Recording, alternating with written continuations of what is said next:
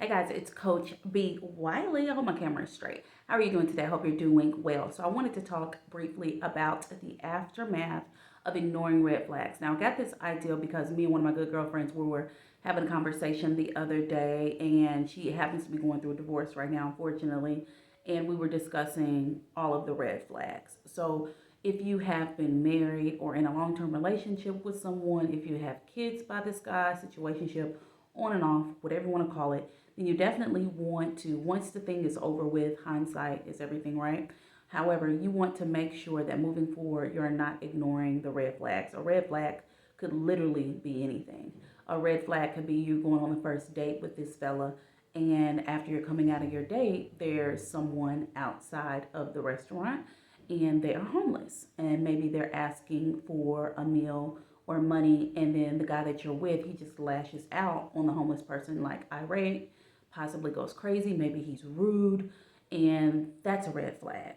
Now, do you owe homeless people anything, or anybody else for that matter? Absolutely not. However, there's a way to handle people and to talk to people and to engage with respect, regardless if you know them or not. Of course, if they're being disrespectful, that's a whole nother question. And you have to really consider.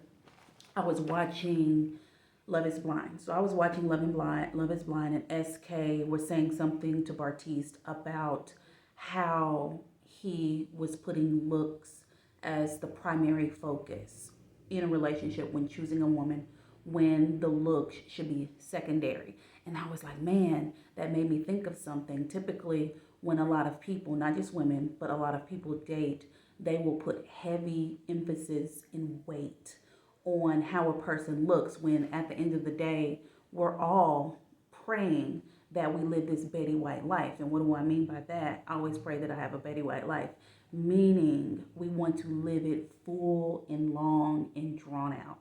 100 years, please. If not, please give me 99. So that's what I mean by that. So when you're dating someone, one of the red flags could be their character.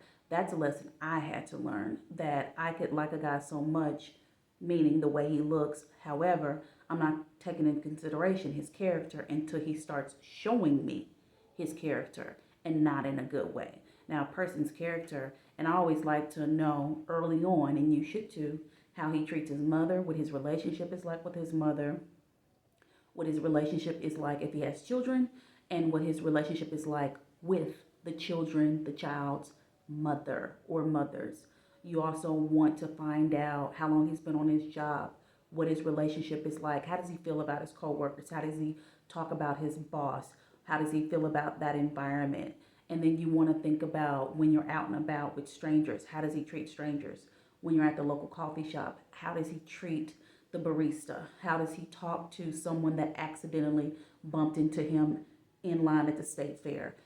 I know, and some people are looking at me like, why does any of this matter? Oh, it matters, because I remember when I was coaching a young lady, one of my clients I had, she was having difficulties with her boyfriend and his patience. However, him being impatient had nothing to do with her at the time, and so she thought he was always impatient with everything else, from people, places, and things. And I told her, I said, how do you think him being impatient outside of you applies to you?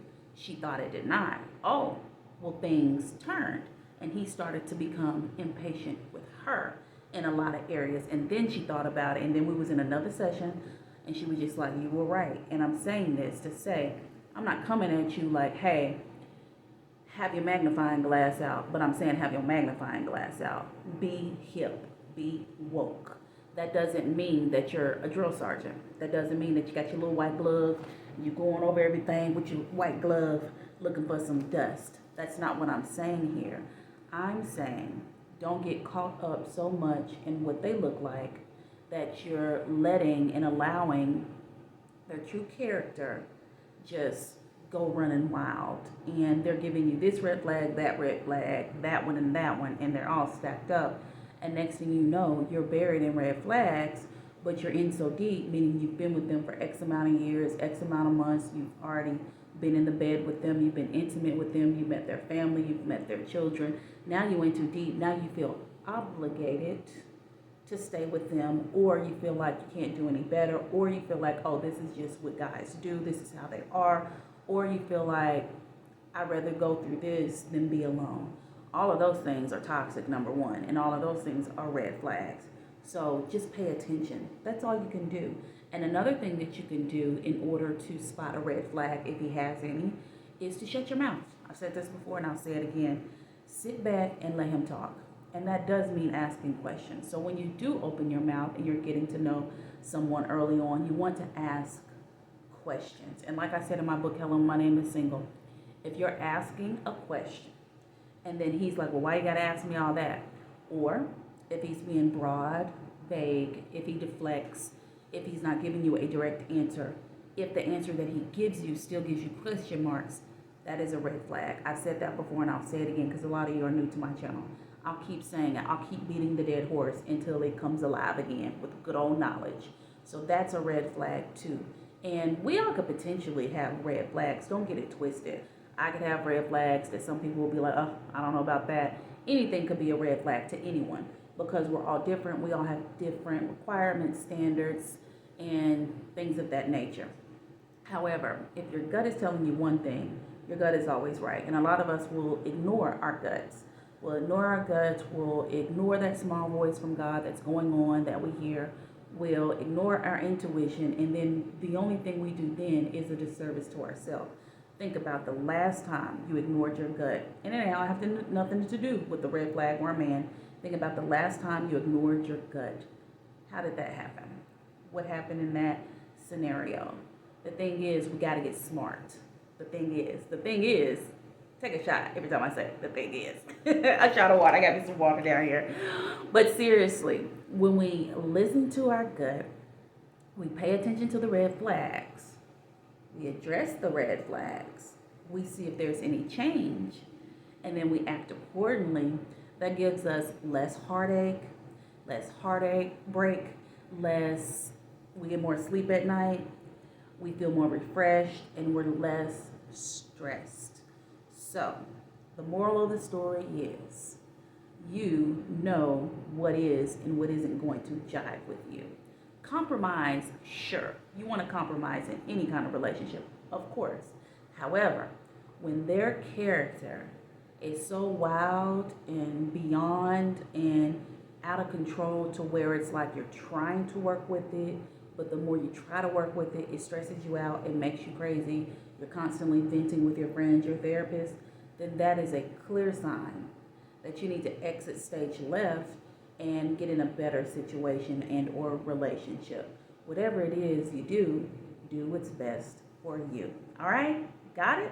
Let me know if you got it in the comments. Thank you for watching. If you came this far, feel free to subscribe to my page, Coach B. Wiley on everything.